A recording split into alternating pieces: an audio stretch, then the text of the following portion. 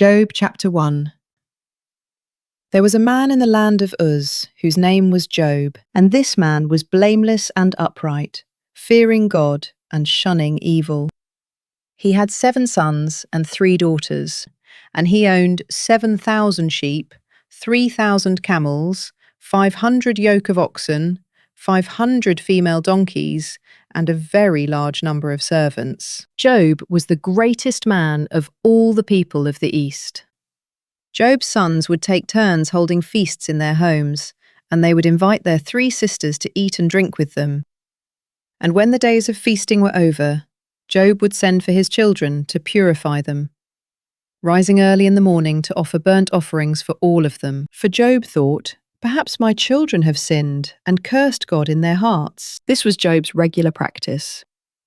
One day the sons of God came to present themselves before the Lord, and Satan also came with them. "Where have you come from?" said the Lord to Satan. "From roaming through the earth," he replied, "and walking back and forth in it." Then the Lord said to Satan, "Have you considered my servant Job? For there is no one on earth like him, a man who is blameless and upright, who fears God and shuns evil." Satan answered the Lord, "Does Job fear God for nothing? Have you not placed a hedge on every side around him and his household and all that he owns? You have blessed the work of his hands, and his possessions have increased in the land. But stretch out your hand and strike all that he has, and he will surely curse you to your face." "Very well," said the Lord to Satan, "everything he has is in your hands, but you must not lay a hand on the man himself." Then Satan went out from the presence of the Lord. One day, while Job's sons and daughters were eating and drinking wine in their oldest brother's house, a messenger came and reported to Job, while the oxen were ploughing and the donkeys were grazing nearby, the Sabaeans swooped down and took them away. They put the servants to the sword, and I alone have escaped to tell you. While he was still speaking, another messenger came and reported, "The fire of God fell from heaven. It burned and consumed the sheep and the servants, and I alone have escaped to tell you."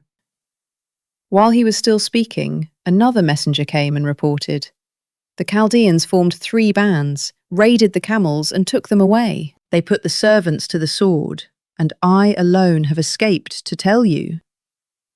While he was still speaking, another messenger came and reported, "Your sons and daughters were eating and drinking wine in their oldest brother's house, when suddenly a mighty wind swept in from the desert and struck the 4 corners of the house. It collapsed on the young people, and they are dead, and I alone have escaped to tell you."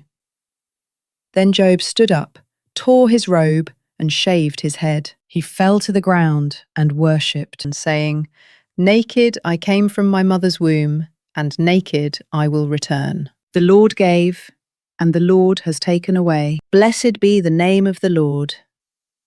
In all this, Job did not sin or charge God with wrongdoing. Job chapter 2.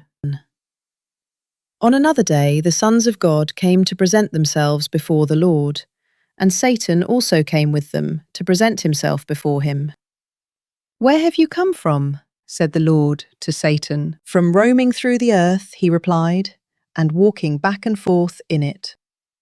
Then the Lord said to Satan, "Have you considered my servant Job? For there is no one on earth like him, a man who is blameless and upright, who fears God and shuns evil. He still retains his integrity, even though you incited me against him to ruin him without cause." "Skin for skin," Satan replied. "A man will give up all he owns in exchange for his life. But stretch out your hand and strike his flesh and bones, and he will surely curse you to your face." "Very well," said the Lord to Satan, "he is in your hands, but you must spare his life." So Satan went out from the presence of the Lord and infected Job with terrible boils from the soles of his feet to the crown of his head. And Job took a piece of broken pottery to scrape himself as he sat among the ashes. Then Job's wife said to him, "Do you still retain your integrity? Curse God and die." You speak as a foolish woman speaks, he told her. Should we accept from God only good and not adversity? In all this, Job did not sin in what he said. Now when Job's 3 friends, Eliphaz the Temanite, Bildad the Shuhite, and Zophar the Naamathite, heard about all this adversity that had come upon him, each of them came from his home, and they met together to go and sympathize with Job and comfort him.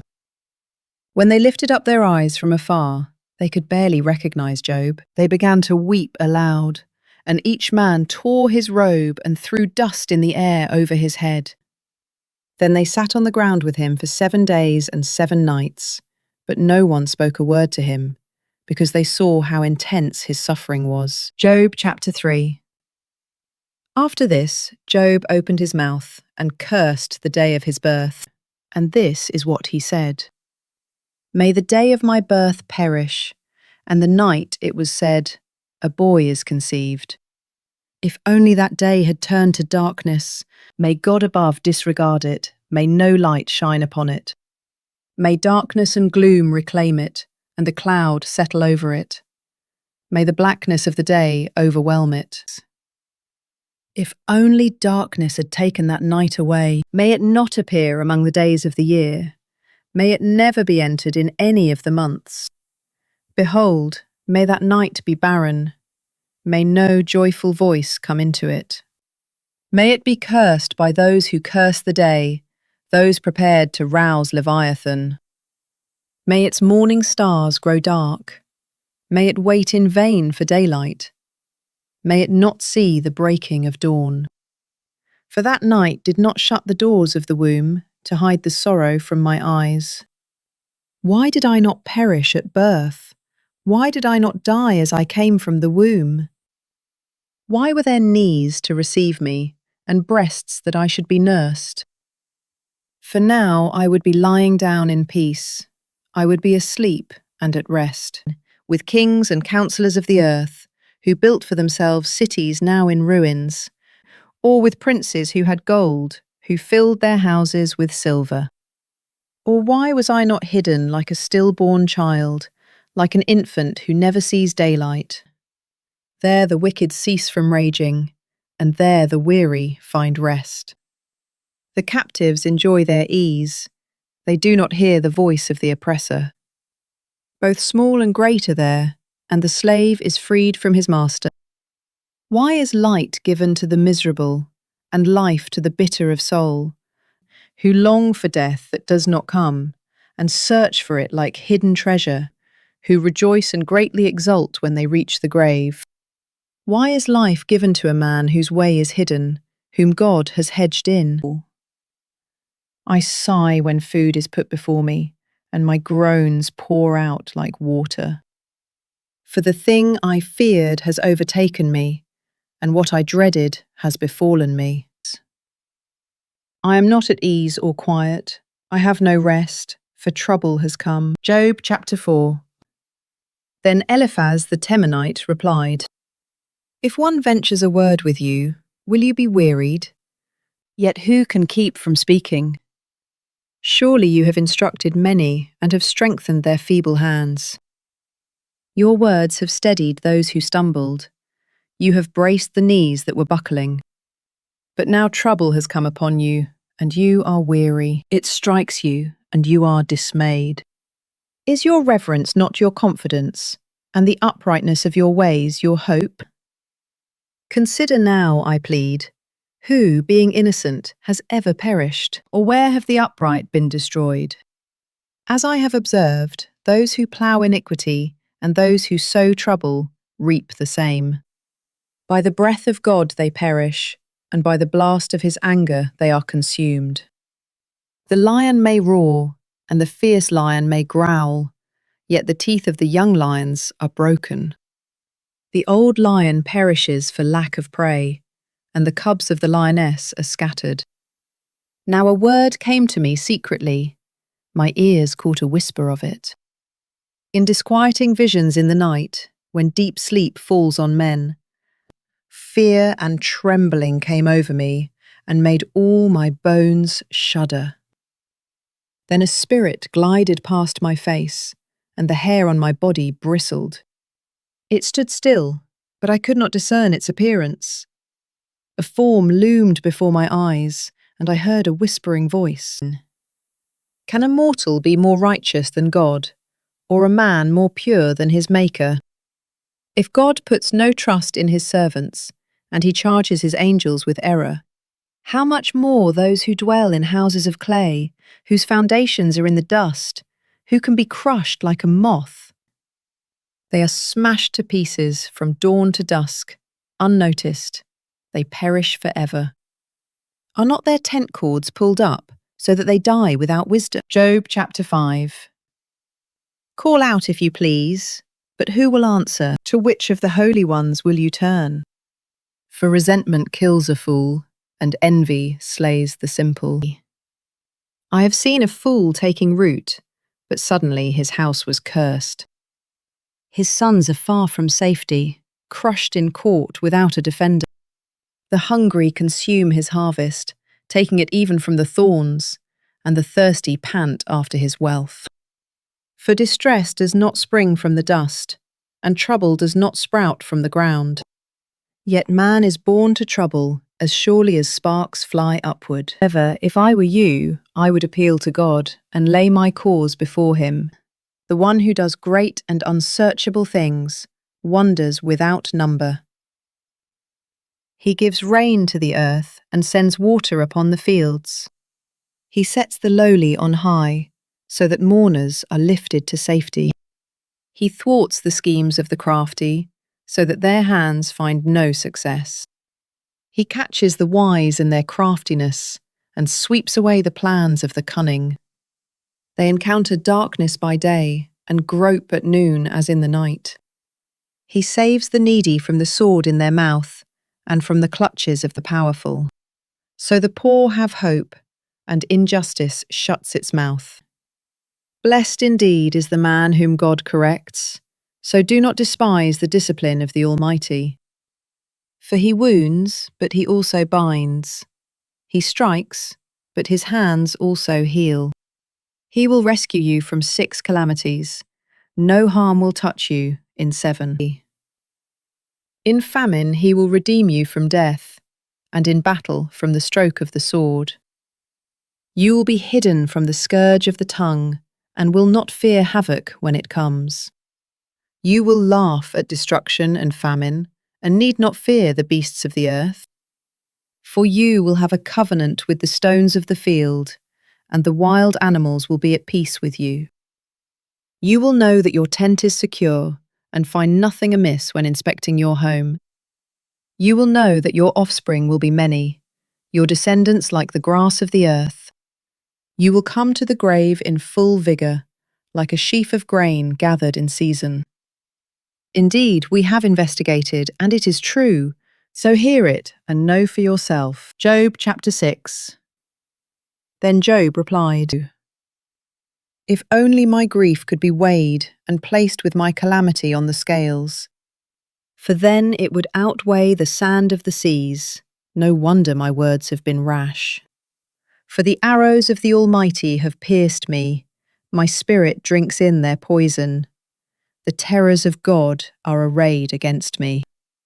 Does a wild donkey bray over fresh grass, or an ox low over its fodder?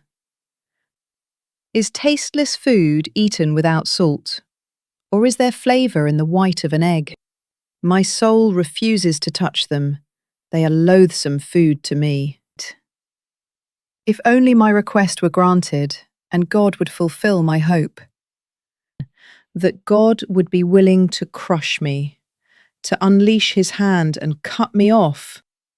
It still brings me comfort and joy through unrelenting pain, that I have not denied the words of the Holy One.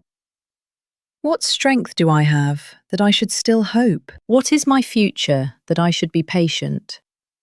Is my strength like that of stone, or my flesh made of bronze? Is there any help within me now that success is driven from me? A despairing man should have the kindness of his friend, even if he forsakes the fear of the Almighty. But my brothers are as faithless as waddies, as seasonal streams that overflow, darkened because of the ice and the inflow of melting snow, but ceasing in the dry season and vanishing from their channels in the heat.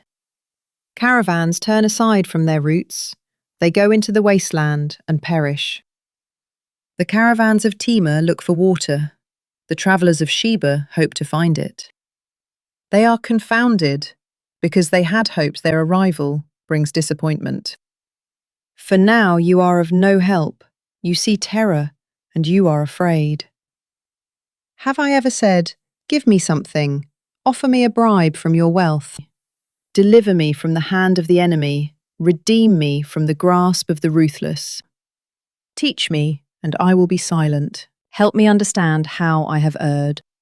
How painful are honest words, but what does your argument prove? Do you intend to correct my words and treat as wind my cry of despair? You would even cast lots for an orphan and barter away your friend. But now, please look at me. Would I lie to your face? Reconsider, do not be unjust. Reconsider, for my righteousness is at stake. Is there iniquity on my tongue? Can my mouth not discern malice? Job chapter 7. Is not man consigned to labour on earth? Are not his days like those of a hired hand? Like a slave he longs for shade. Like a hireling he waits for his wages. So I am allotted months of futility, and nights of misery are appointed to me.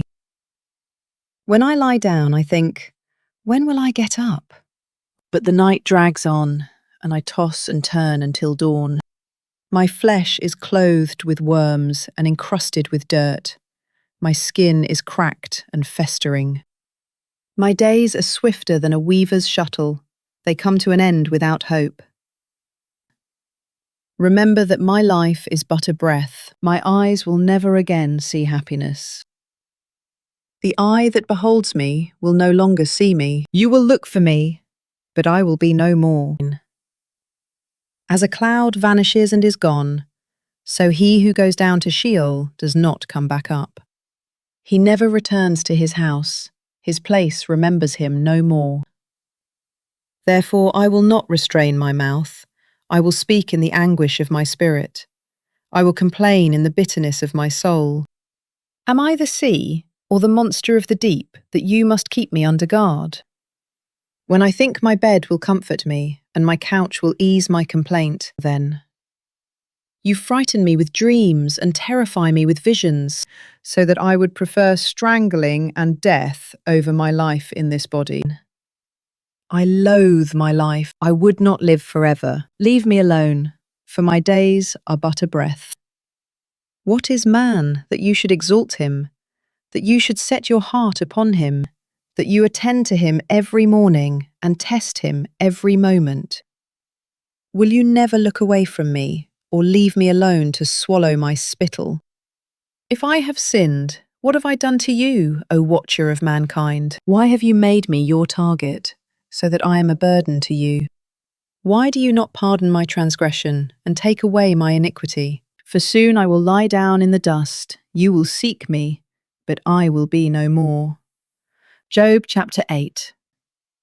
Then Bildad the Shuhite replied, How long will you go on saying such things? The words of your mouth are a blustering wind.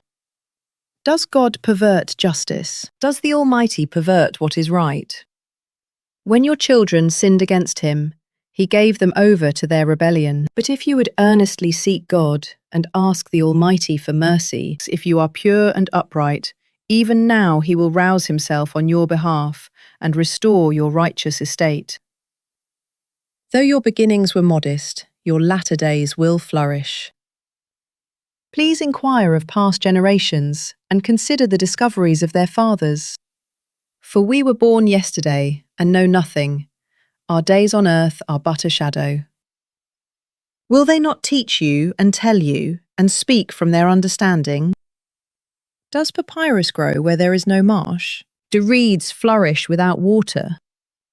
While the shoots are still uncut, they dry up more quickly than grass. Such is the destiny of all who forget God, so the hope of the godless will perish. His confidence is fragile. His security is in a spider's web. He leans on his web, but it gives way. He holds fast, but it does not endure. He is a well-watered plant in the sunshine, spreading its shoots over the garden. His roots wrap around the rock heap. He looks for a home among the stones. If he is uprooted from his place, it will disown him, saying, "I never saw you." Surely this is the joy of his way, yet others will spring from the dust. Behold, God does not reject the blameless, nor will he strengthen the hand of evildoers. He will yet fill your mouth with laughter, and your lips with a shout of joy. Your enemies will be clothed in shame, and the tent of the wicked will be no more. Job chapter 9. Then Job answered, "Yes, I know that it is so, but how can a mortal be righteous before God? If one wished to contend with God, he could not answer him 1 time out of 1,000. God is wise in heart and mighty in strength. Who has resisted him and prospered? He moves mountains without their knowledge and overturns them in his anger. He shakes the earth from its place so that its foundations tremble. He commands the sun not to shine. He seals off the stars.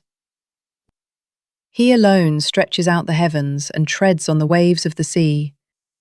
He is the maker of the Bear and Orion, of the Pleiades and the constellations of the south.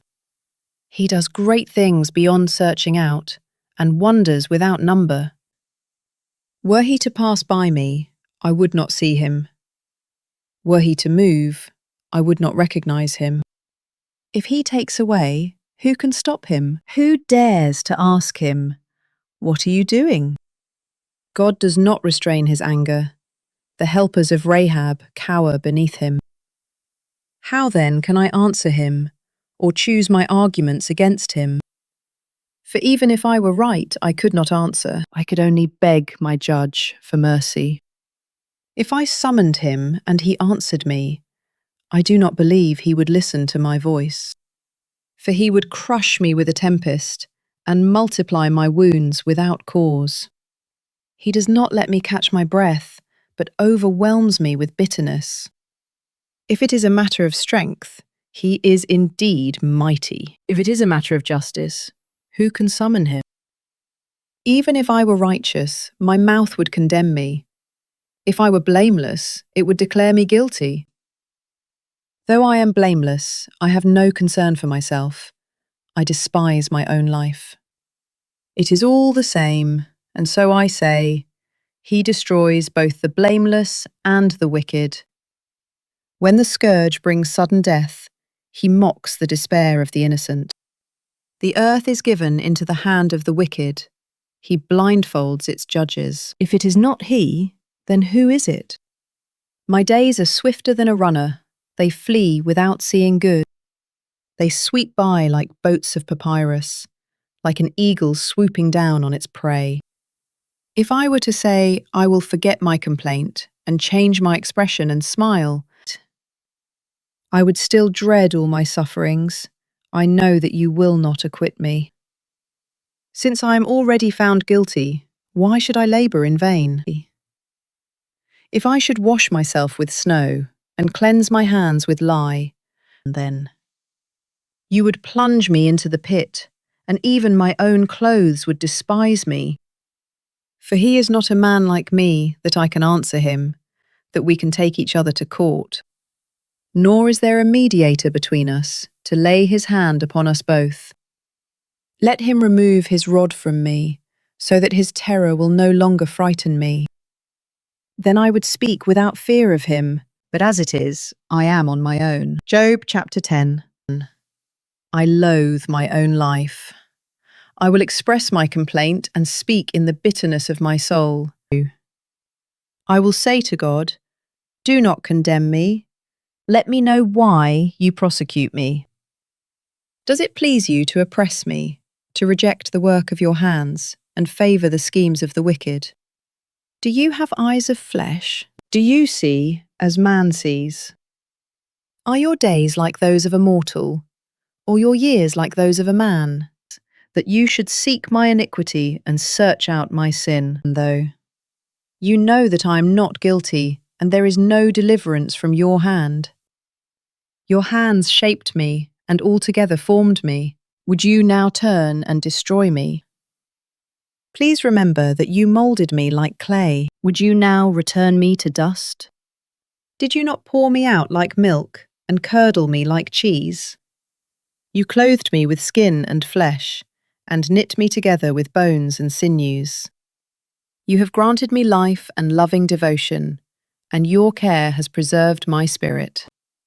Yet you concealed these things in your heart, and I know that this was in your mind. If I sinned, you would take note, and would not acquit me of my iniquity. If I am guilty, woe to me. And even if I am righteous, I cannot lift my head. I am full of shame and aware of my affliction. Should I hold my head high, you would hunt me like a lion, and again display your power against me. You produce new witnesses against me, and multiply your anger toward me. Hardships assault me in wave after wave. Why then did you bring me from the womb? Oh, that I had died, and no eye had seen me. If only I had never come to be, but had been carried from the womb to the grave. Are my days not few? Withdraw from me, that I may have a little comfort, before I go never to return to a land of darkness and gloom, to a land of utter darkness, of deep shadow and disorder, where even the light is like darkness. Job chapter 11. Then Zophar the Naamathite replied, Should this stream of words go unanswered, and such a speaker be vindicated? Should your babbling put others to silence? Will you scoff without rebuke? You have said, My doctrine is sound, and I am pure in your sight. But if only God would speak, and open his lips against you, and disclose to you the secrets of wisdom. For true wisdom has two sides. Know then that God exacts from you less than your iniquity deserves. Can you fathom the deep things of God, or discover the limits of the Almighty? They are higher than the heavens. What can you do? They are deeper than Sheol. What can you know? Their measure is longer than the earth, and wider than the sea. If he comes along to imprison you, or convenes a court, who can stop him? Surely he knows the deceit of men. If he sees iniquity, does he not take note? But a witless man can no more become wise than the colt of a wild donkey can be born a man. As for you, if you direct your heart and lift up your hands to him, if you put away the iniquity in your hand, and allow no injustice to dwell in your tents, then indeed you will lift up your face without blemish, you will stand firm and unafraid. For you will forget your misery, recalling it only as waters gone by. Your life will be brighter than noonday, its darkness will be like the morning. You will be secure because there is hope, and you will look around and lie down in safety. You will lie down without fear, and many will court your favour. But the eyes of the wicked will fail, and escape will elude them. They will hope for their last breath. Job chapter 12. Then Job answered, Truly then, you are the people with whom wisdom itself will die. But I also have a mind. I am not inferior to you. Who does not know such things as these? I am a laughingstock to my friends, though I called on God, and he answered. The righteous and upright man is a laughingstock. The one at ease scorns misfortune, as the fate of those whose feet are slipping. The tents of robbers are safe, and those who provoke God are secure. Those who carry their God in their hands. But ask the animals, and they will instruct you. Ask the birds of the air, and they will tell you. Or speak to the earth, and it will teach you. Let the fish of the sea inform you. Which of all these does not know that the hand of the Lord has done this? The life of every living thing is in his hand, as well as the breath of all mankind. Does not the ear test words as the tongue tastes its food? Wisdom is found with the elderly, and understanding comes with long life. Wisdom and strength belong to God. Counsel and understanding are His. What He tears down cannot be rebuilt. The man He imprisons cannot be released. If He holds back the waters, they dry up, and if He releases them, they overwhelm the land. True wisdom and power belong to Him. The deceived and the deceiver are His. He leads counselors away barefoot and makes fools of judges. He loosens the bonds placed by kings and fastens a belt around their waists. He leads priests away barefoot and overthrows the established. He deprives the trusted of speech and takes away the discernment of elders. He pours out contempt on nobles and disarms the mighty. He reveals the deep things of darkness and brings deep shadows into light. He makes nations great and destroys them. He enlarges nations, then disperses them. He deprives the earth's leaders of reason and makes them wander in a trackless wasteland. They grope in the darkness without light. He makes them stagger like drunkards. Job chapter 13. Indeed, my eyes have seen all this. My ears have heard and understood. What you know, I also know. I am not inferior to you. Yet I desire to speak to the Almighty and argue my case before God. You, however, smear with lies. You are all worthless physicians. If only you would remain silent, for that would be your wisdom. Hear now my argument, and listen to the plea of my lips. Will you speak wickedly on God's behalf, or speak deceitfully for Him? Would you show Him partiality, or argue in His defense? Would it be well when He examined you? Could you deceive Him as you would deceive a man? Surely He would rebuke you if you secretly showed partiality. Would His majesty not terrify you? Would the dread of Him not fall upon you? Your maxims are proverbs of ashes. Your defences are defences of clay. Be silent, and I will speak. Then let come to me what may. Why do I put myself at risk and take my life in my own hands? Though He slay me, I will hope in Him. I will still defend my ways to His face. Moreover, this will be my salvation, for no godless man can appear before Him. Listen carefully to my words. Let my declaration ring in your ears. See now, I have prepared my case. I know that I will be vindicated. Can anyone indict me? If so, I will be silent and die. Only grant these two things to me, so that I need not hide from you. Withdraw your hand from me, and do not let your terror frighten me. Then call me, and I will answer, or let me speak, and you can reply. How many are my iniquities and sins? Reveal to me my transgression and sin. Why do you hide your face and consider me as your enemy? Would you frighten a wind-blown leaf? Would you chase after dry chaff? For you record bitter accusations against me and bequeath to me the iniquities of my youth. You put my feet in the stocks and stand watch over all my paths. You set a limit for the soles of my feet. So man wastes away like something rotten, like a moth-eaten garment. Job chapter 14.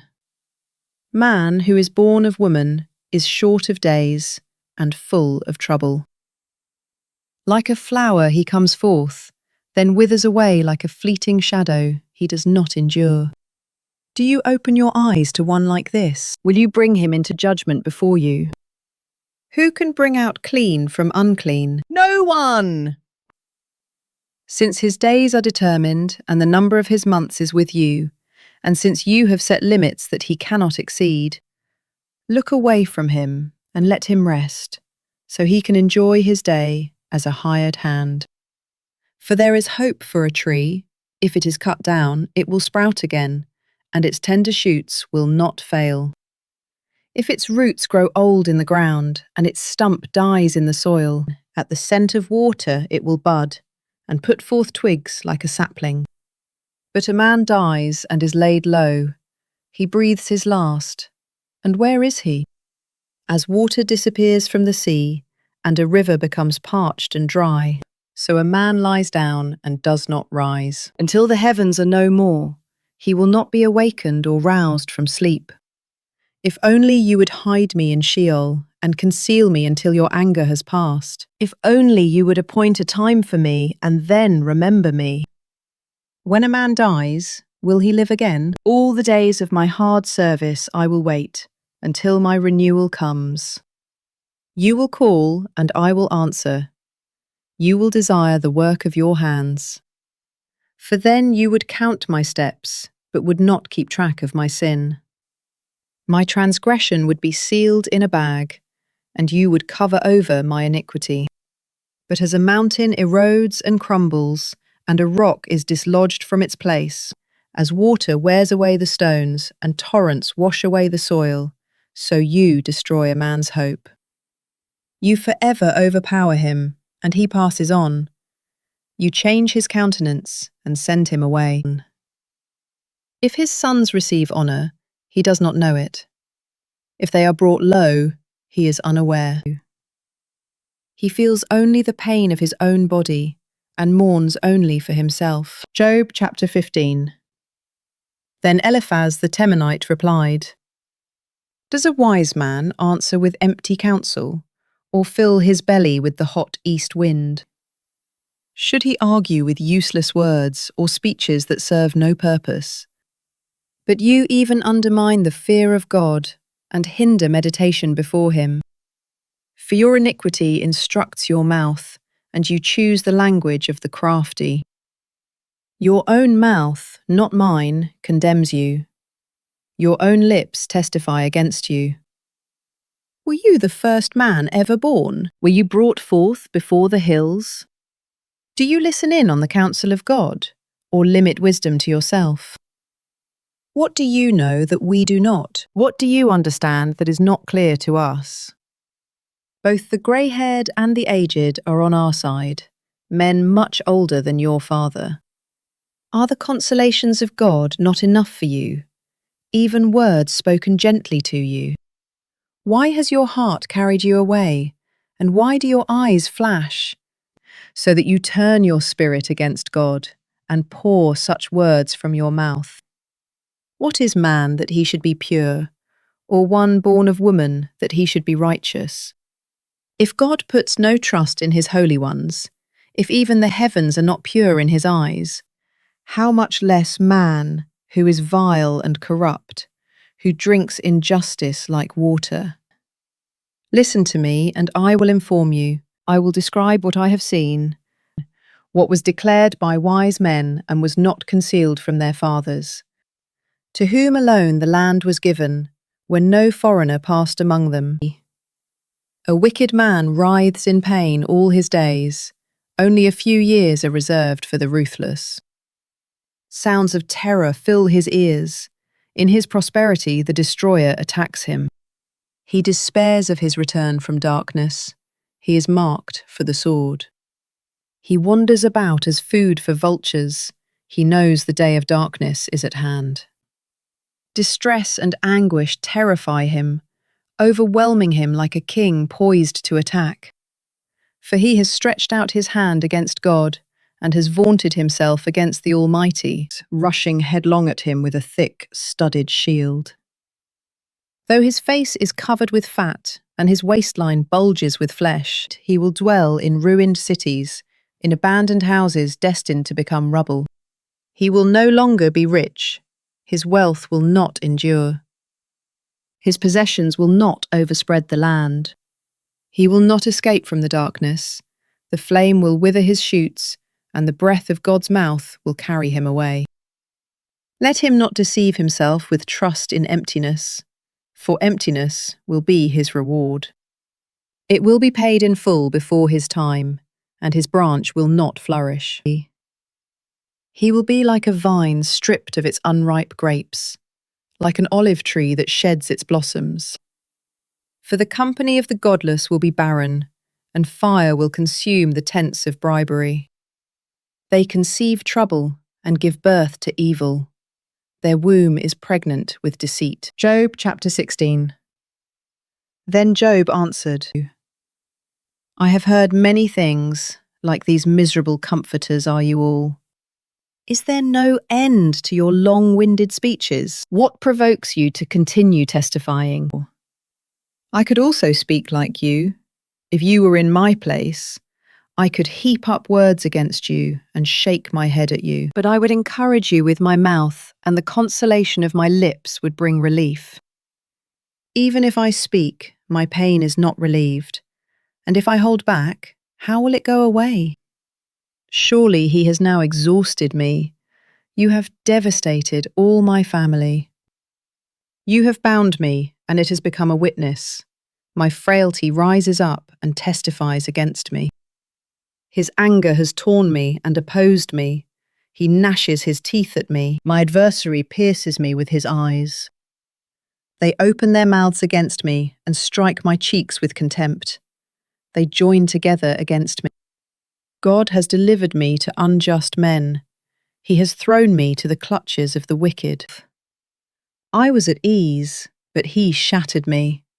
He seized me by the neck and crushed me. He has set me up as his target. His archers surround me. He pierces my kidneys without mercy and spills my gall on the ground. He breaks me with wound upon wound. He rushes me like a mighty warrior. I have sewn sackcloth over my skin. I have buried my horn in the dust. My face is red with weeping, and deep shadows ring my eyes. Yet my hands are free of violence, and my prayer is pure. O earth, do not cover my blood. May my cry for help never be laid to rest. Even now my witness is in heaven, and my advocate is on high. My friends are my scoffers, as my eyes pour out tears to God.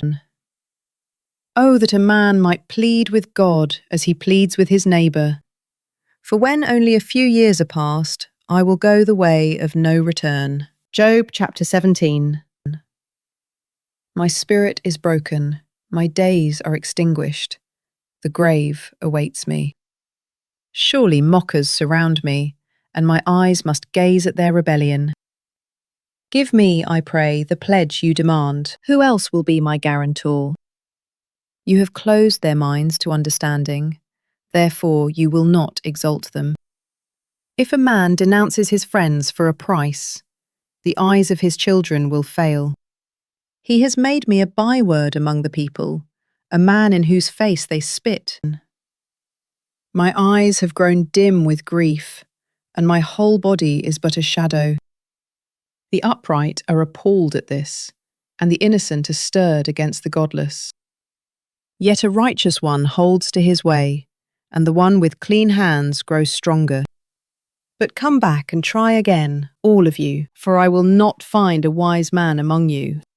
My days have passed, my plans are broken off, even the desires of my heart. They have turned night into day, making light seem near in the face of darkness. If I look for Sheol as my home, if I spread out my bed in darkness, and say to corruption, you are my father, and to the worm, my mother, or my sister, and where then is my hope? Who can see any hope for me? Will it go down to the gates of Sheol? Will we go down together into the dust? Job chapter 18. Then Bildad the Shuhite replied, How long until you end these speeches? Show some sense, and then we can talk. Why are we regarded as cattle, as stupid in your sight? You who tear yourself in anger, should the earth be forsaken on your account, or the rocks be moved from their place? Indeed, the lamp of the wicked is extinguished, the flame of his fire does not glow. The light in his tent grows dark, and the lamp beside him goes out. His vigorous stride is shortened, and his own schemes trip him up. For his own feet lead him into a net, and he wanders into its mesh. A trap seizes his heel, a snare grips him. A noose is hidden in the ground, and a trap lies in his path. Terrors frighten him on every side and harass his every step. His strength is depleted, and calamity is ready at his side.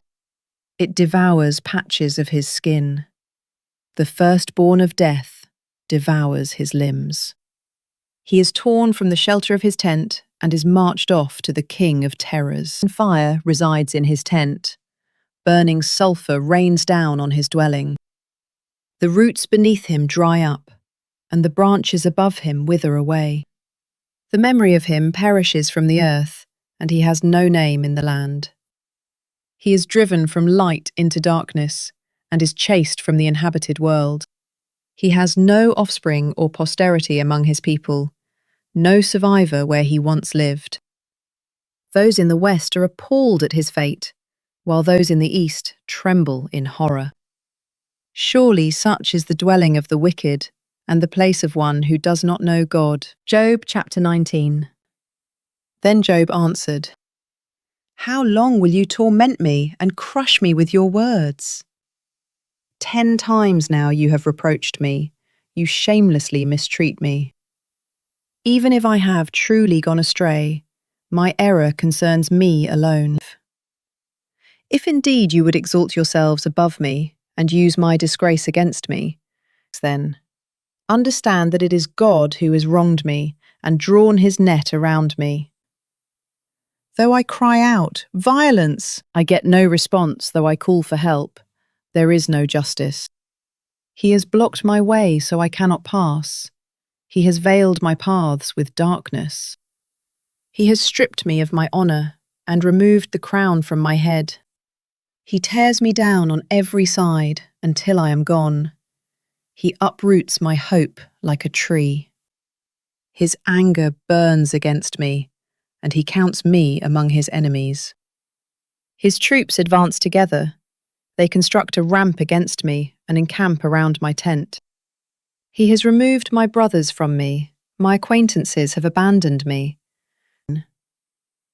My kinsmen have failed me, and my friends have forgotten me. My guests and maidservants count me as a stranger. I am a foreigner in their sight. I call for my servant, but he does not answer, though I implore him with my own mouth. My breath is repulsive to my wife, and I am loathsome to my own family. Even little boys scorn me when I appear. They deride me. All my best friends despise me, and those I love have turned against me. My skin and flesh cling to my bones. I have escaped by the skin of my teeth. Have pity on me, my friends, have pity, for the hand of God has struck me. Why do you persecute me as God does? Will you never get enough of my flesh? I wish that my words were recorded and inscribed in a book by an iron stylus on lead, or chiselled in stone forever. But I know that my Redeemer lives, and in the end he will stand upon the earth. Even after my skin has been destroyed, yet in my flesh I will see God. I will see him for myself. My eyes will behold him, and not as a stranger. How my heart yearns within me. If you say, "Let us persecute him, since the root of the matter lies with him," then you should fear the sword yourselves, because wrath brings punishment by the sword, so that you may know there is a judgment. Job chapter 20. Then Zophar the Naamathite replied, "So my anxious thoughts compel me to answer, because of the turmoil within me. I have heard a rebuke that insults me, and my understanding prompts a reply. Do you not know that from antiquity, since man was placed on the earth, the triumph of the wicked has been brief, and the joy of the godless momentary? Though his arrogance reaches the heavens, and his head touches the clouds, he will perish forever, like his own dung. Those who had seen him will ask, 'Where is he?' He will fly away like a dream, never to be found. He will be chased away like a vision in the night. The eye that saw him will see him no more, and his place will no longer behold him. His sons will seek the favour of the poor, for his own hands must return his wealth. The youthful vigour that fills his bones will lie down with him in the dust. Though evil is sweet in his mouth, and he conceals it under his tongue, though he cannot bear to let it go and keeps it in his mouth, and yet in his stomach his food sours into the venom of cobras within him. He swallows wealth but vomits it out. God will force it from his stomach. He will suck the poison of cobras. The fangs of a viper will kill him. He will not enjoy the streams, the rivers flowing with honey and cream. He must return the fruit of his labour without consuming it. He cannot enjoy the profits of his trading. For he has oppressed and forsaken the poor. He has seized houses he did not build. Because his appetite is never satisfied, he cannot escape with his treasure. Nothing is left for him to consume, thus his prosperity will not endure. In the midst of his plenty, he will be distressed. The full force of misery will come upon him. When he has filled his stomach, God will vent his fury upon him, raining it down on him as he eats. Though he flees from an iron weapon, a bronze-tipped arrow will pierce him. It is drawn out of his back, the gleaming point from his liver. Terrors come over him. Total darkness is reserved for his treasures. A fire unfanned will consume him and devour what is left in his tent. The heavens will expose his iniquity, and the earth will rise up against him. The possessions of his house will be removed, flowing away on the day of God's wrath. This is the wicked man's portion from God, the inheritance God has appointed him. Job chapter 21. Then Job answered, "Listen carefully to my words. Let this be your consolation to me. Bear with me while I speak then. After I have spoken, you may go on mocking. Is my complaint against a man? Then why should I not be impatient? Look at me and be appalled. Put your hand over your mouth. When I remember, terror takes hold, and my body trembles in horror. Why do the wicked live on, growing old and increasing in power? Their descendants are established around them, and their offspring before their eyes. Their homes are safe from fear. No rod of punishment from God is upon them. Their bulls breed without fail. Their cows bear calves and do not miscarry. They send forth their little ones like a flock. Their children skip about, singing to the tambourine and lyre and making merry at the sound of the flute. They spend their days in prosperity and go down to Sheol in peace. Yet they say to God, 'Leave us alone, for we have no desire to know your ways.' Who is the Almighty that we should serve him? And what would we gain if we pray to him? Still, their prosperity is not in their own hands, so I stay far from the counsel of the wicked. How often is the lamp of the wicked put out? Does disaster come upon them? Does God in his anger apportion destruction? Are they like straw before the wind, like chaff swept away by a storm? It is said that God lays up one's punishment for his children. Let God repay the man himself so he will know it. Let his eyes see his own destruction. Let him drink for himself the wrath of the Almighty. For what does he care about his household after him, when the number of his months has run out? Can anyone teach knowledge to God, since he judges those on high? One man dies full of vigour, completely secure and at ease. His body is well nourished, and his bones are rich with marrow. Yet another man dies in the bitterness of his soul, having never tasted prosperity. But together they lie down in the dust, and worms cover them both. Behold, I know your thoughts full well, the schemes by which you would wrong me. For you say, 'Where now is the nobleman's house, and where are the tents in which the wicked dwell?' Have you never asked those who travel the roads? Do you not accept their reports? Indeed, the evil man is spared from the day of calamity, delivered from the day of wrath. Who denounces his behavior to his face? Who repays him for what he has done? He is carried to the grave, and watch is kept over his tomb. The clods of the valley are sweet to him. Everyone follows behind him, and those before him are without number. So how can you comfort me with empty words? For your answers remain full of falsehood. Job chapter 22. Then Eliphaz the Temanite replied, Can a man be of use to God? Can even a wise man benefit him? Does it delight the Almighty that you are righteous? Does he profit if your ways are blameless?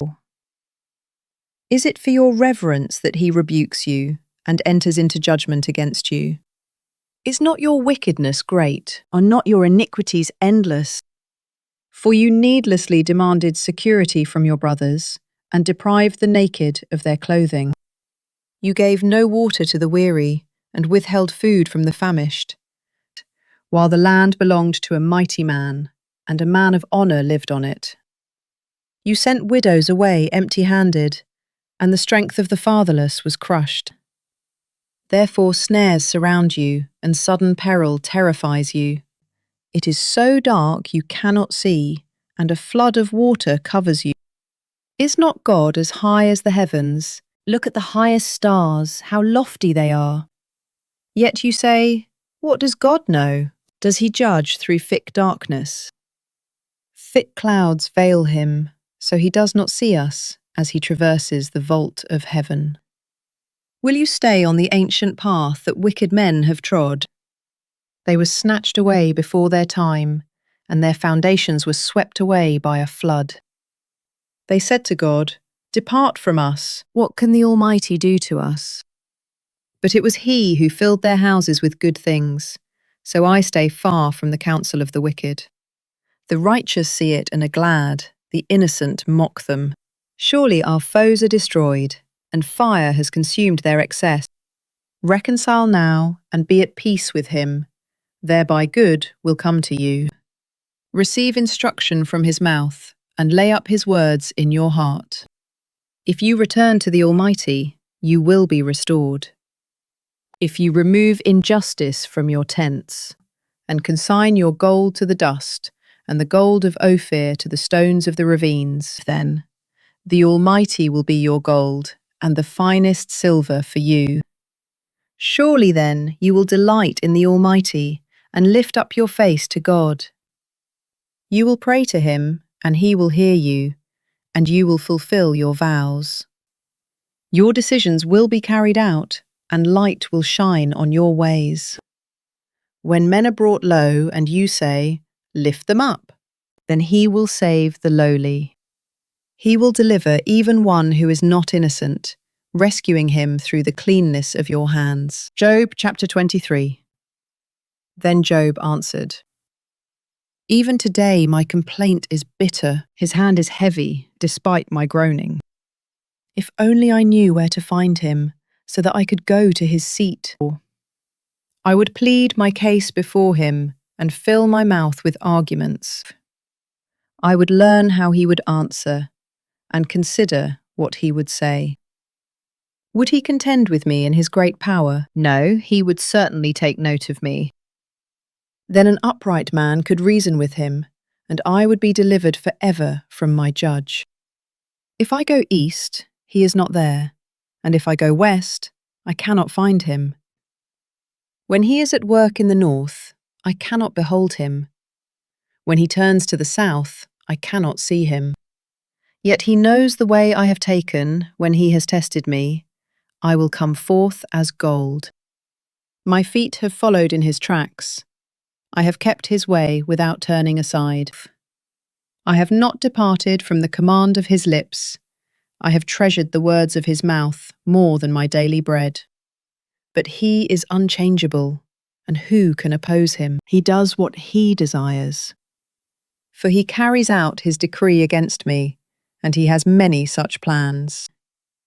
Therefore I am terrified in his presence. When I consider this, I fear him. God has made my heart faint. The Almighty has terrified me. Yet I am not silenced by the darkness, by the thick darkness that covers my face. Job chapter 24.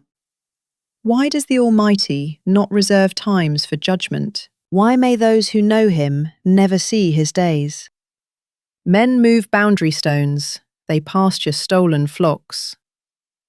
They drive away the donkey of the fatherless and take the widow's ox in pledge. They push the needy off the road and force all the poor of the land into hiding. Indeed, like wild donkeys in the desert, the poor go to work foraging for food. The wasteland is food for their children. They gather fodder in the fields and glean the vineyards of the wicked. Without clothing, they spend the night naked. They have no covering against the cold. Drenched by mountain rains, they huddle against the rocks for want of shelter.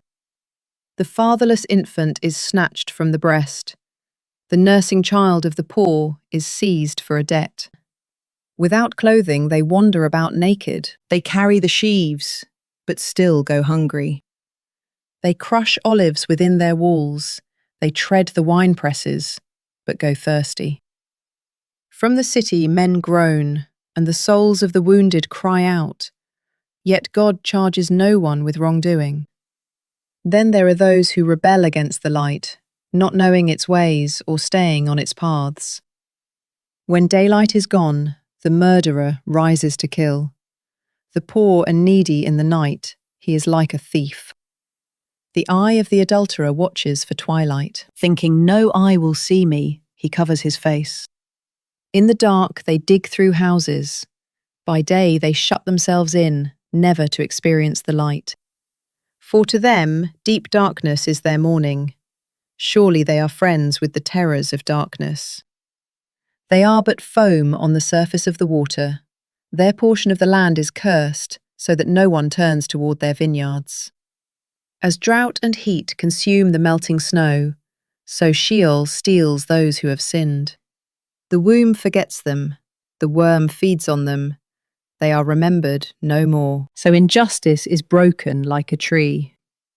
They prey on the barren and childless, and show no kindness to the widow. Yet by his power God drags away the mighty, though rising up. They have no assurance of life. He gives them a sense of security, but his eyes are on their ways. They are exalted for a moment, then they are gone. They are brought low and gathered up like all others. They are cut off like heads of grain. If this is not so, then who can prove me a liar and reduce my words to nothing? Job chapter 25. Then Bildad the Shuhite replied, Dominion and awe belong to God. He establishes harmony in the heights of heaven. Can his troops be numbered? On whom does his light not rise? How then can a man be just before God? How can one born of woman be pure? If even the moon does not shine, and the stars are not pure in his sight, how much less man, who is but a maggot, and the Son of Man, who is but a worm? Job chapter 26. Then Job answered, How you have helped the powerless, and saved the arm that is feeble. How you have counselled the unwise, and provided fully sound insight. To whom have you uttered these words, and whose spirit spoke through you? The dead tremble, those beneath the waters, and those who dwell in them. Sheol is naked before God, and Abaddon has no covering. He stretches out the north over empty space. He hangs the earth upon nothing. He wraps up the waters in his clouds, yet the clouds do not burst under their own weight. He covers the face of the full moon, spreading over it his cloud. He has inscribed a horizon on the face of the waters, at the boundary between light and darkness. The foundations of heaven quake, astounded at his rebuke. By his power he stirred the sea, by his understanding he shattered Rahab. By his breath the skies were cleared, his hand pierced the fleeing serpent. Indeed, these are but the fringes of his ways. How faint is the whisper we hear of him. Who then can understand the thunder of his power? Job chapter 27. Job continued his discourse. As surely as God lives, who has deprived me of justice, the Almighty, who has embittered my soul. As long as my breath is still within me, and the breath of God remains in my nostrils, my lips will not speak wickedness, and my tongue will not utter deceit. I will never say that you are right. I will maintain my integrity until I die. I will cling to my righteousness and never let go. As long as I live, my conscience will not accuse me. May my enemy be like the wicked, and my opponent like the unjust. For what is the hope of the godless when he is cut off, when God takes away his life? Will God hear his cry when distress comes upon him? Will he delight in the Almighty? Will he call upon God at all times? I will instruct you in the power of God. I will not conceal the ways of the Almighty. Surely all of you have seen it for yourselves. Why then do you keep up this empty talk? This is the wicked man's portion from God, the heritage the ruthless receive from the Almighty. Though his sons are many, they are destined for the sword, and his offspring will never have enough food. His survivors will be buried by the plague, and their widows will not weep for them. Though he heaps up silver like dust, and piles up a wardrobe like clay, what he lays up, the righteous will wear, and his silver will be divided by the innocent. The house he built is like a moth's cocoon, like a hut set up by a watchman. He lies down wealthy, but will do so no more. When he opens his eyes, all is gone. Terrors overtake him like a flood. A tempest sweeps him away in the night.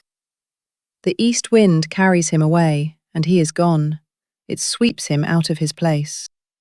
It hurls itself against him without mercy as he flees headlong from its power. It claps its hands at him and hisses him out of his place. Job chapter 28. Surely there is a mine for silver, and a place where gold is refined.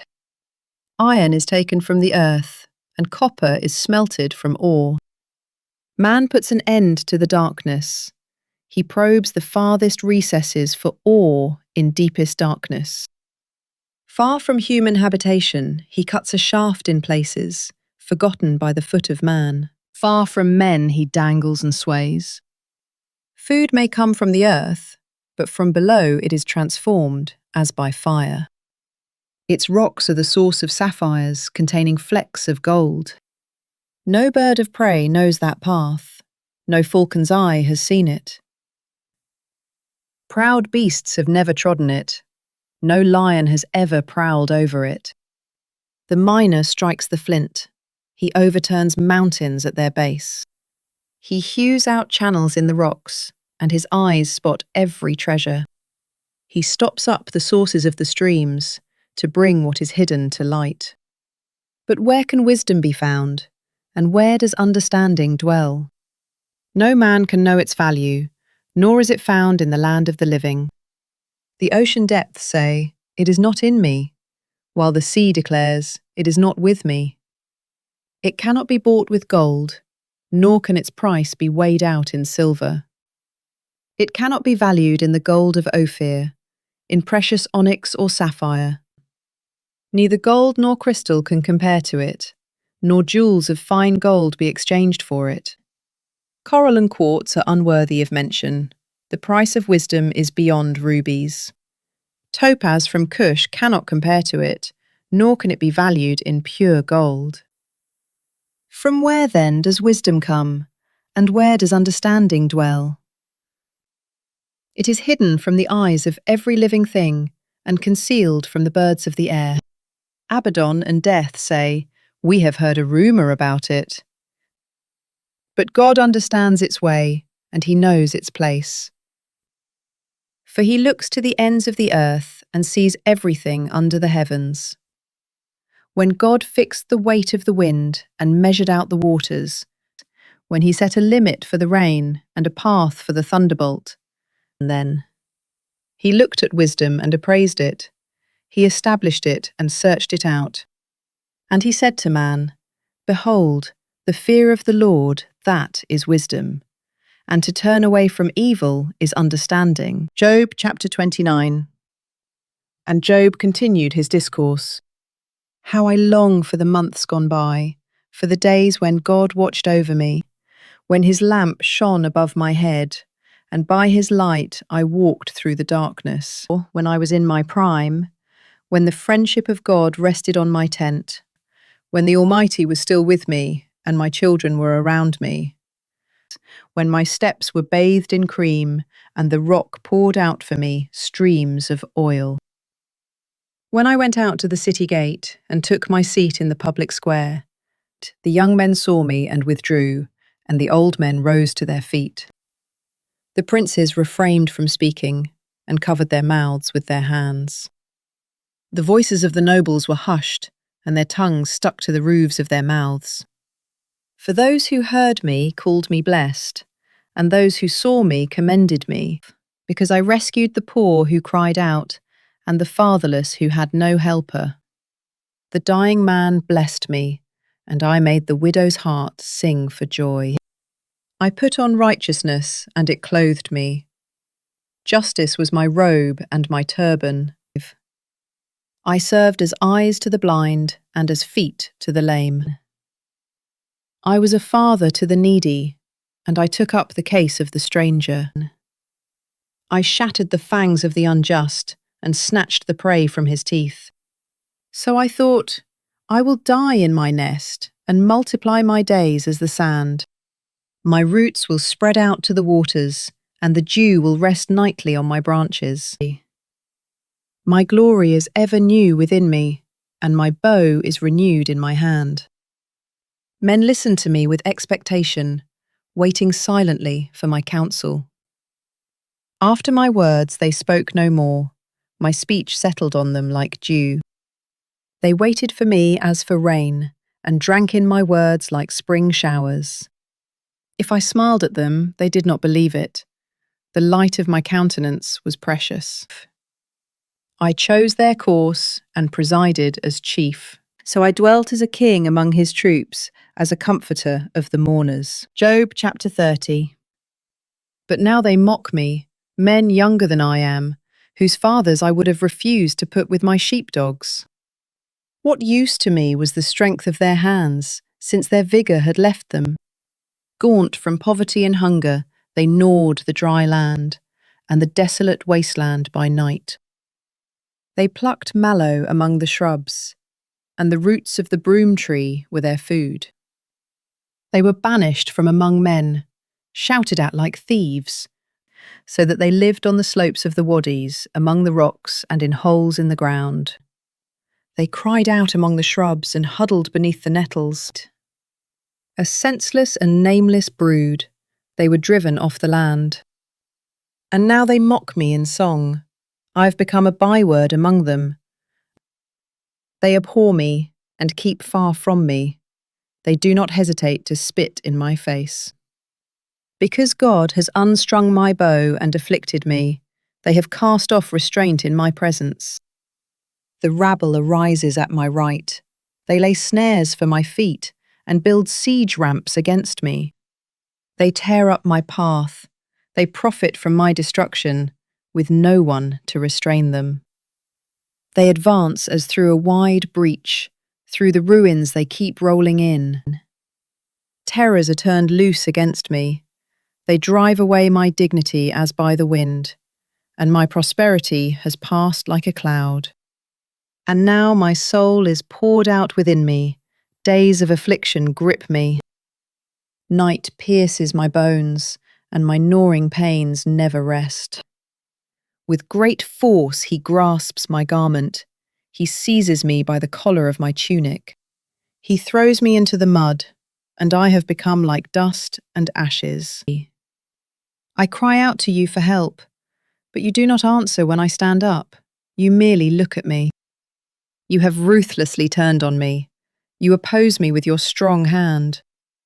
You snatch me up into the wind and drive me before it. You toss me about in the storm. Yes, I know that you will bring me down to death, to the place appointed for all the living. Yet no one stretches out his hand against a ruined man when he cries for help in his distress. Have I not wept for those in trouble? Has my soul not grieved for the needy? But when I hoped for good, evil came. When I looked for light, darkness fell. I am churning within and cannot rest. Days of affliction confront me. I go about blackened, but not by the sun. I stand up in the assembly and cry for help. I have become a brother of jackals, a companion of ostriches. My skin grows black and peels, and my bones burn with fever. My harp is tuned to mourning, and my flute to the sound of weeping. Job chapter 31. I have made a covenant with my eyes. How then could I gaze with desire at a virgin? For what is the allotment of God from above, or the heritage from the Almighty on high? Does not disaster come to the unjust, and calamity to the workers of iniquity? Does he not see my ways, and count my every step? If I have walked in falsehood, or my foot has rushed to deceit, let God weigh me with honest scales, that he may know my integrity. If my steps have turned from the path, if my heart has followed my eyes, or if impurity has stuck to my hands, then may another eat what I have sown, and may my crops be uprooted. If my heart has been enticed by my neighbour's wife, or I have lurked at his door, then may my own wife grind grain for another, and may other men sleep with her. For that would be a heinous crime, an iniquity to be judged. For it is a fire that burns down to Abaddon, it would root out my entire harvest. If I have rejected the cause of my manservant or maidservant when they made a complaint against me, what will I do when God rises to judge? How will I answer when called to account? Did not he who made me in the womb also make them? Did not the same one form us in the womb? If I have denied the desires of the poor, or allowed the widow's eyes to fail, if I have eaten my morsel alone, not sharing it with the fatherless, though, from my youth I reared him as would a father, and from my mother's womb I guided the widow. If I have seen one perish for lack of clothing, or a needy man without a cloak, if his heart has not blessed me for warming him with the fleece of my sheep, if I have lifted up my hand against the fatherless, because I saw that I had support in the gate, then may my arm fall from my shoulder and be torn from its socket. For calamity from God terrifies me, and his splendour I cannot overpower. If I have put my trust in gold, or called pure gold my security, if I have rejoiced in my great wealth, because my hand had gained so much, if I have beheld the sun in its radiance, or the moon moving in splendour, so that my heart was secretly enticed, and my hand threw a kiss from my mouth, this would also be an iniquity to be judged, for I would have denied God on high. If I have rejoiced in my enemy's ruin, or exulted when evil befell him, I have not allowed my mouth to sin by asking for his life with a curse. If the men of my house have not said, "Who is there who has not had his fill?" But no stranger had to lodge on the street, for my door has been open to the traveller. If I have covered my transgressions like Adam, by hiding my guilt in my heart, because I greatly feared the crowds, and the contempt of the clans terrified me, so that I kept silent and would not go outside.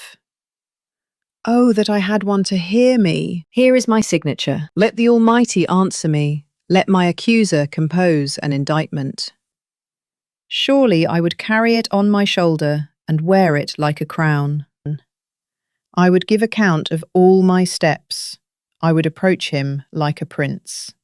If my land cries out against me, and its furrows weep together, if I have devoured its produce without payment, or broken the spirit of its tenants, then let briars grow instead of wheat, and stinkweed instead of barley. Thus conclude the words of Job. Job chapter 32. So these three men stopped answering Job, because he was righteous in his own eyes. The anger of Elihu, son of Barachel the Buzite, of the family of Ram. He burned with anger against Job for justifying himself rather than God. He burned with anger against Job's 3 friends because they had failed to refute Job and yet had condemned him, who had waited to speak to Job because the others were older than he. But when he saw that the 3 men had no further reply, his anger was kindled. Son of Barachel the Buzite declared, "I am young in years, while you are old.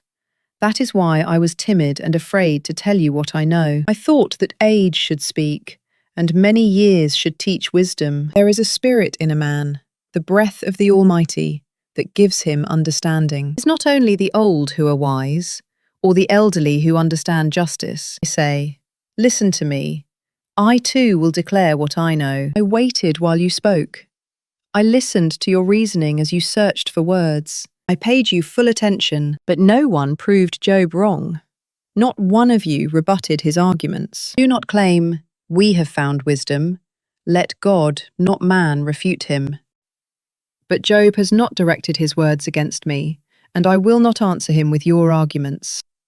Job's friends are dismayed. With no more to say, words have escaped them. Must I wait, now that they are silent?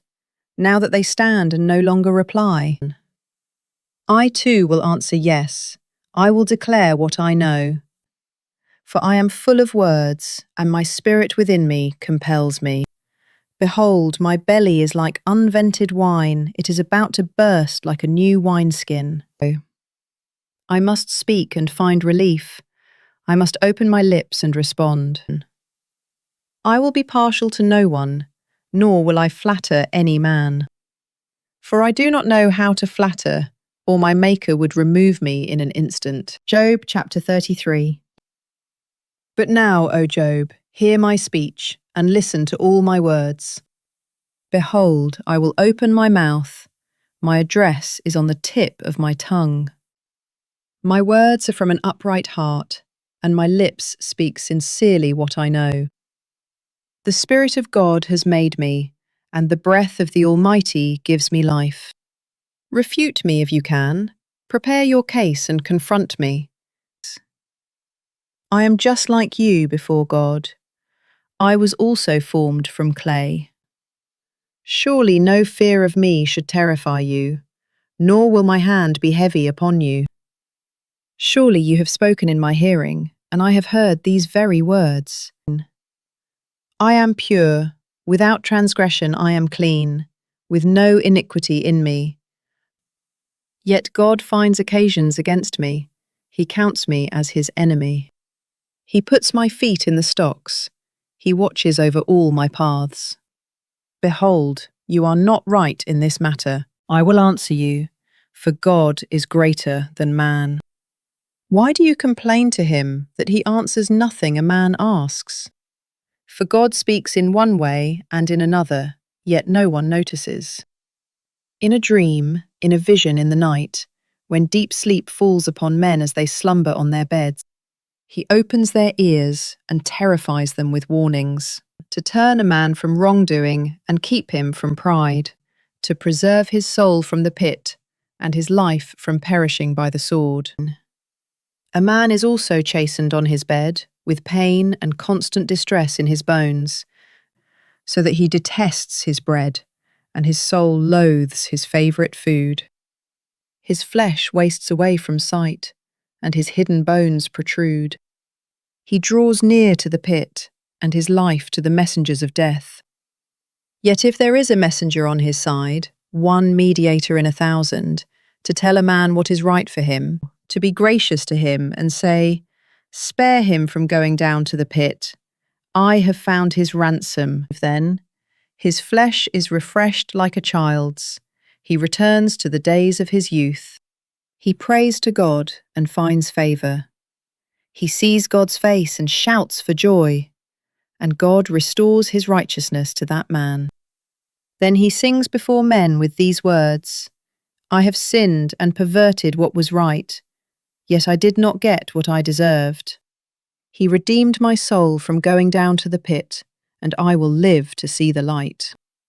Behold, all these things God does to a man, 2 or even 3 times, to bring back his soul from the pit, that he may be enlightened with the light of life. Pay attention, Job, and listen to me, be silent, and I will speak. But if you have something to say, answer me, speak up, for I would like to vindicate you. But if not, then listen to me, be quiet, and I will teach you wisdom. Job chapter 34. Then Elihu continued, Hear my words, O wise men, give ear to me, O men of learning. For the ear tests words as the mouth tastes food. Let us choose for ourselves what is right. Let us learn together what is good. For Job has declared, I am righteous, yet God has deprived me of justice. Would I lie about my case? My wound is incurable, though I am without transgression. What man is like Job, who drinks up derision like water? He keeps company with evildoers and walks with wicked men. For he has said, It profits a man nothing that he should delight in God. Therefore listen to me, O men of understanding. Far be it from God to do wrong, and from the Almighty to act unjustly. For according to a man's deeds he repays him, according to a man's ways he brings consequences. Indeed, it is true that God does not act wickedly, and the Almighty does not pervert justice. Who gave him charge over the earth? Who appointed him over the whole world? If he were to set his heart to it, and withdraw his spirit and breath, all flesh would perish together, and mankind would return to the dust. If you have understanding, hear this, listen to my words.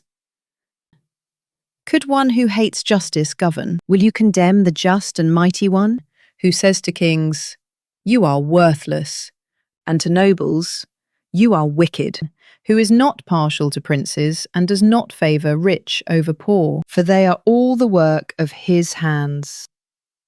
They die in an instant, in the middle of the night. The people convulse and pass away, the mighty are removed without human hand. For his eyes are on the ways of a man, and he sees his every step. There is no darkness or deep shadow where the workers of iniquity can hide. For God need not examine a man further, or have him approach for judgment. He shatters the mighty without inquiry, and sets up others in their place. Therefore he recognizes their deeds, he overthrows them in the night, and they are crushed. He strikes them for their wickedness in full view, because they turned aside from him, and had no regard for any of his ways. They caused the cry of the poor to come before him, and he heard the outcry of the afflicted. But when he remains silent, who can condemn him? When he hides his face, who can see him? Yet he watches over both man and nation, that godless men should not rule, or lay snares for the people. Suppose someone says to God, I have endured my punishment, I will offend no more. Teach me what I cannot see. If I have done wrong, I will not do it again. Should God repay you on your own terms when you have disavowed him? You must choose, not I. So tell me what you know. Men of understanding will declare to me, and the wise men who hear me will say, Job speaks without knowledge, his words lack insight. If only Job were tried to the utmost for answering like a wicked man. For he adds rebellion to his sin, he claps his hands among us, and multiplies his words against God. Job chapter 35. And Elihu went on to say, Do you think this is just? You say, I am more righteous than God.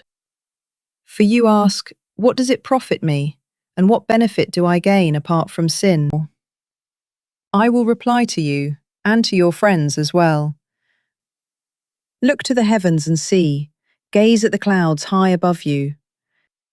If you sin, what do you accomplish against him? If you multiply your transgressions, what do you do to him?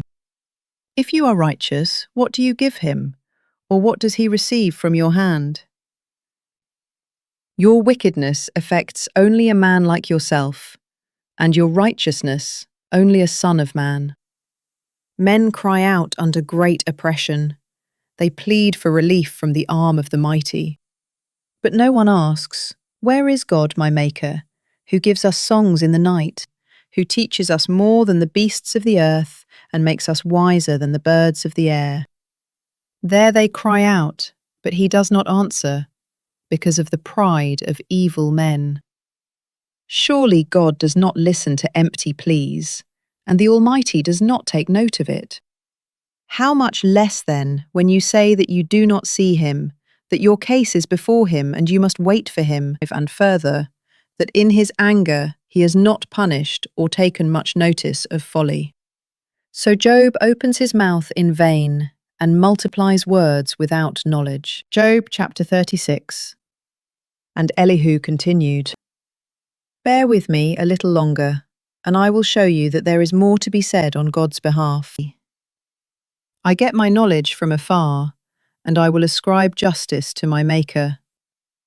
For truly my words are free of falsehood. One perfect in knowledge is with you indeed. God is mighty, but he despises no one. He is mighty in strength of understanding. He does not keep the wicked alive, but he grants justice to the afflicted.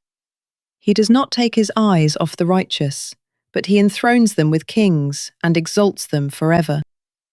And if men are bound with chains, caught in cords of affliction, then he tells them their deeds and how arrogantly they have transgressed. He opens their ears to correction and commands that they turn from iniquity. If they obey and serve him, then they end their days in prosperity and their years in happiness. But if they do not obey, then they perish by the sword and die without knowledge. The godless in heart harbour resentment. Even when he binds them, they do not cry for help. They die in their youth among the male shrine prostitutes. God rescues the afflicted by their affliction and opens their ears in oppression. Indeed, he drew you from the jaws of distress to a spacious and broad place, to a table full of richness. But now you are laden with the judgment due the wicked. Judgment and justice have seized you. Be careful that no one lures you with riches. Do not let a large bribe lead you astray. Can your wealth or all your mighty effort keep you from distress? Do not long for the night, when people vanish from their homes.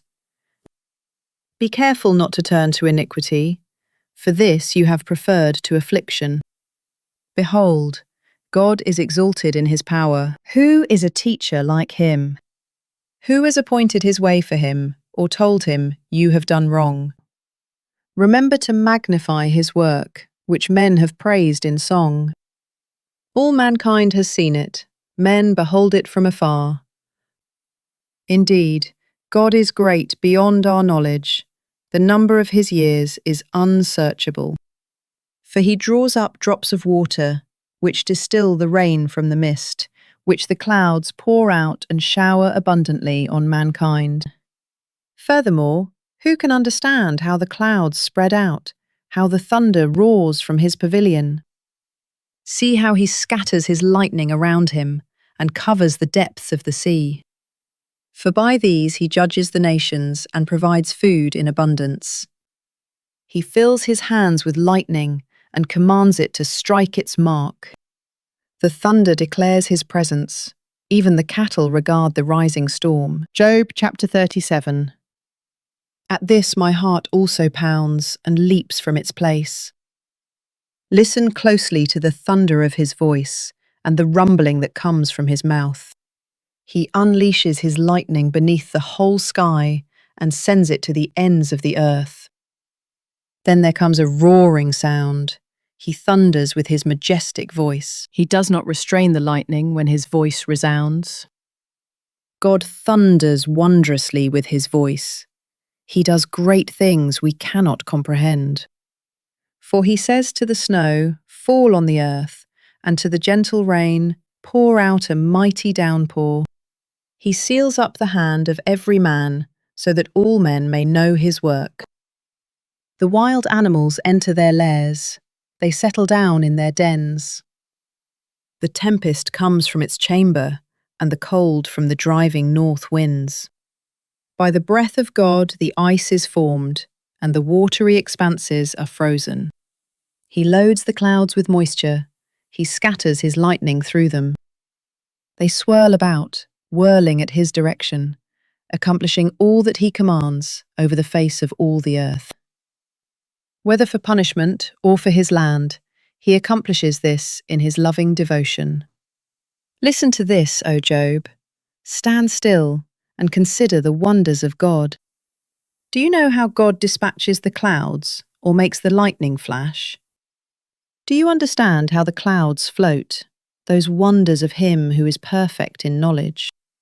You whose clothes get hot when the land lies hushed under the south wind, can you, like him, spread out the skies, as strong as a mirror of bronze?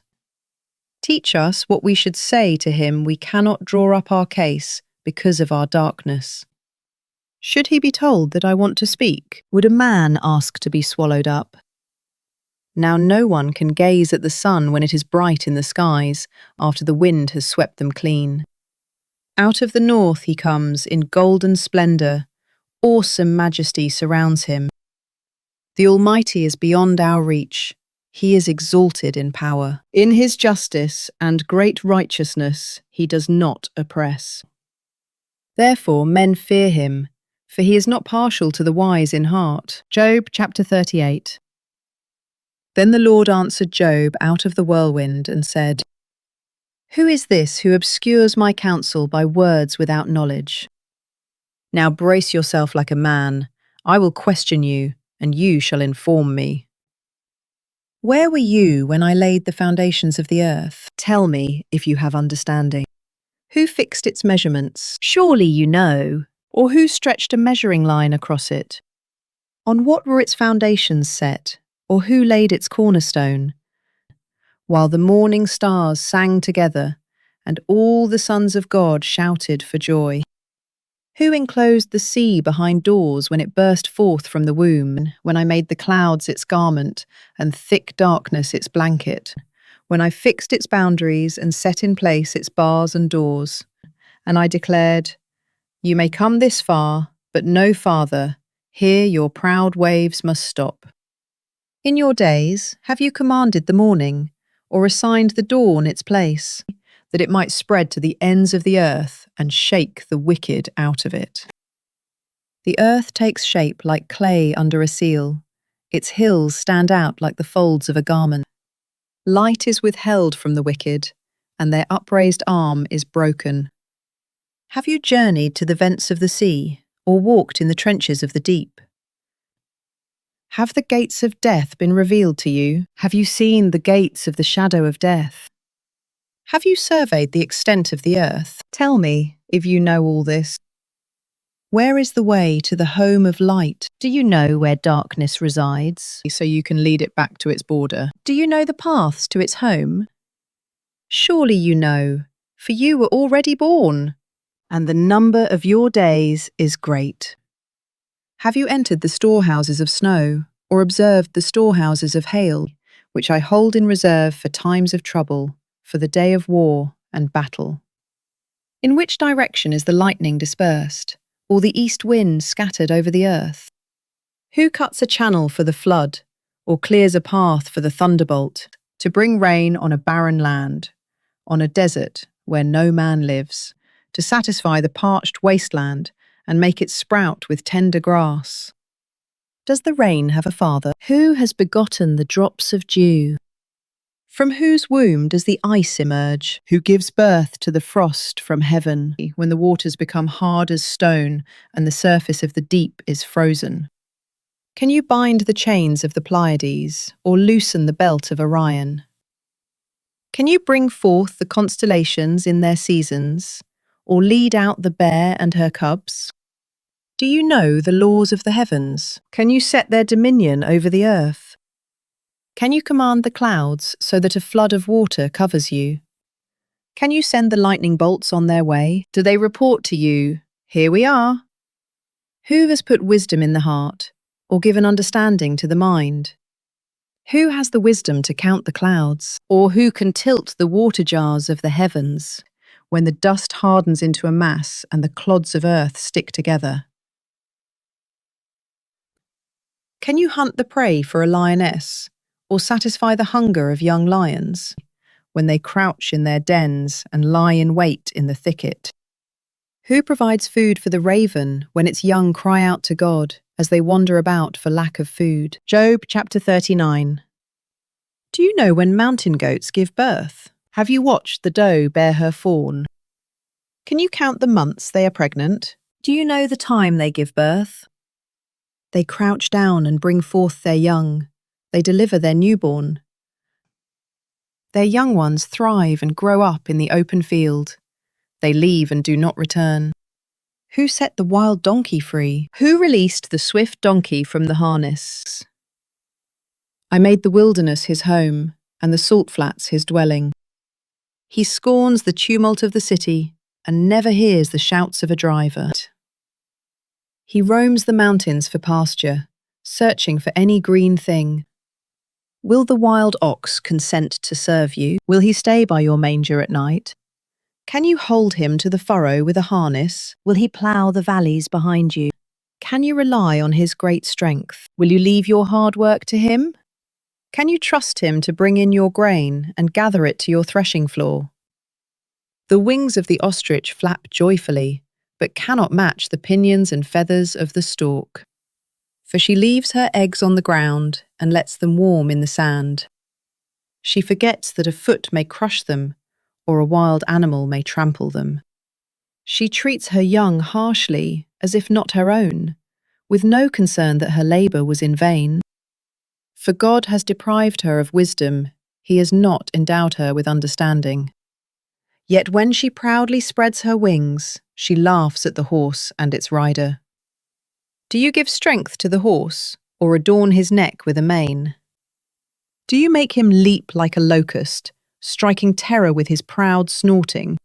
He paws in the valley and rejoices in his strength. He charges into battle. He laughs at fear. Frightened of nothing, he does not turn back from the sword.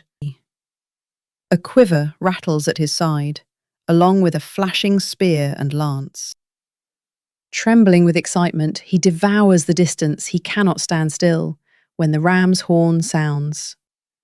At the blast of the horn, he snorts with fervour. He catches the scent of battle from afar, the shouts of captains and the cry of war.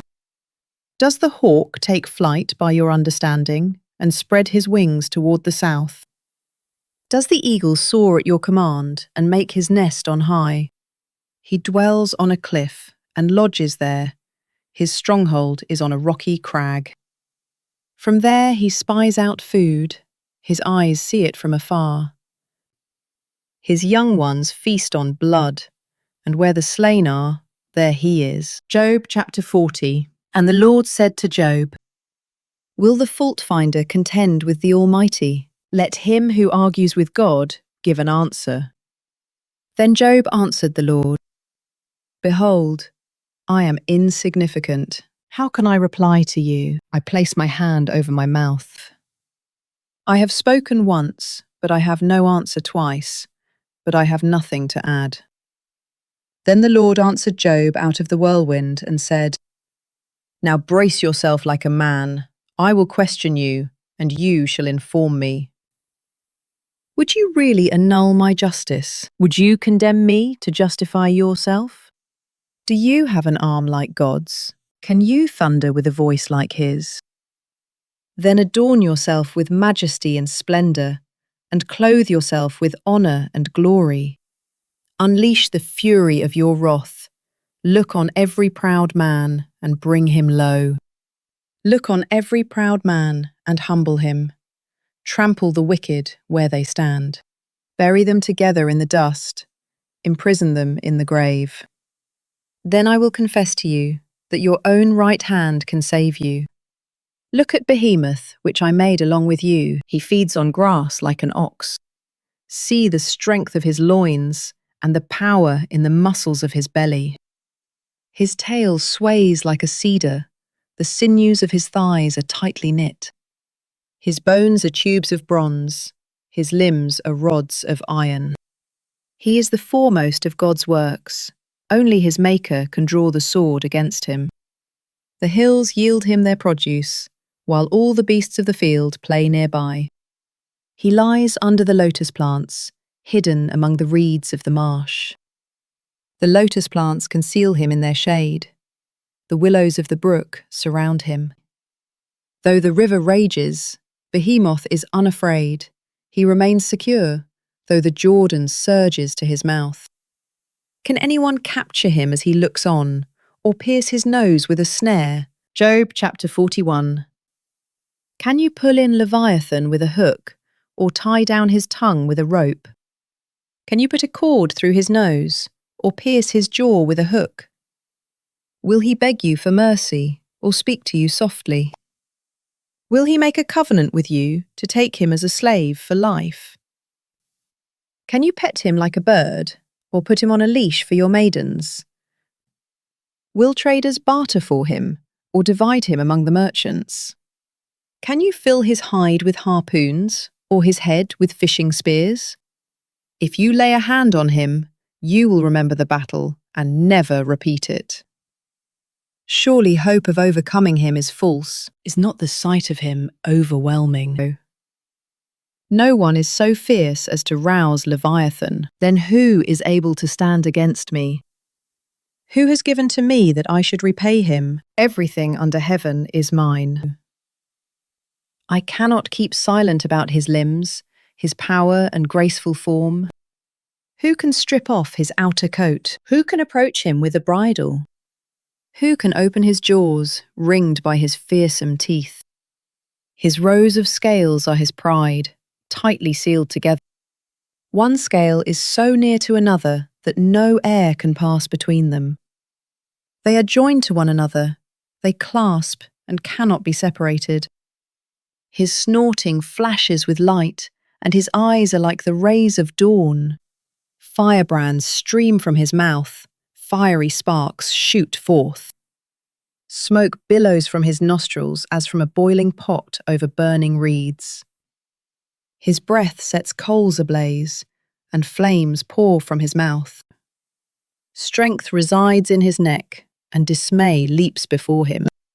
The folds of his flesh are tightly joined, they are firm and immovable. His chest is as hard as a rock, as hard as a lower millstone. When Leviathan rises up, the mighty are terrified. They withdraw before his thrashing. The sword that reaches him has no effect, nor does the spear or dart or arrow.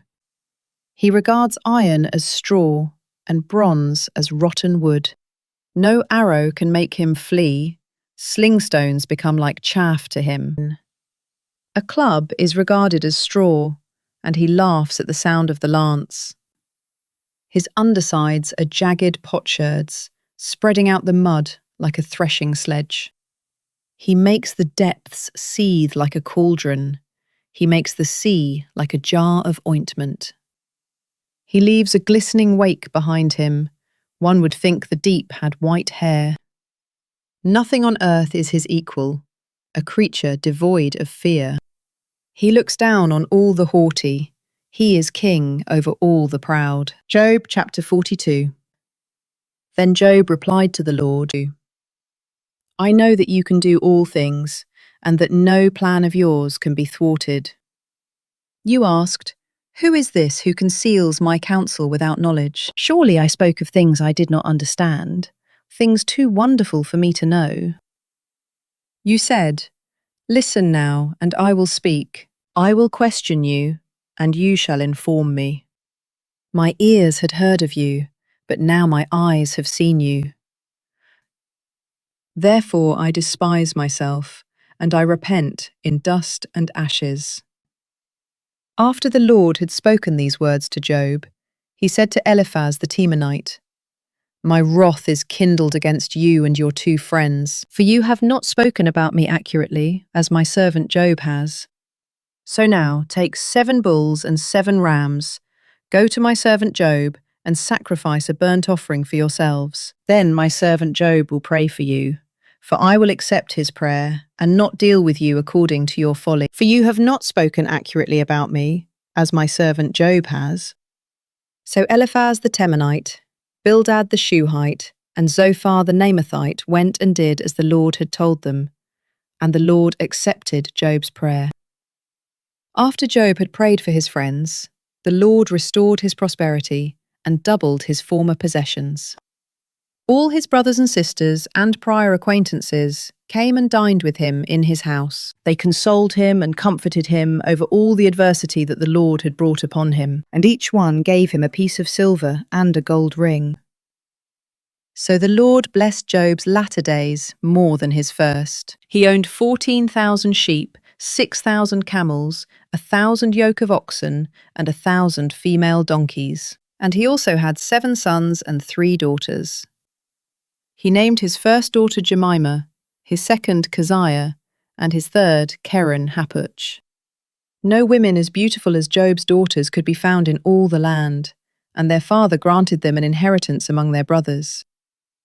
After this, Job lived 140 years and saw his children and their children to the 4th generation. And so Job died, old and full of years.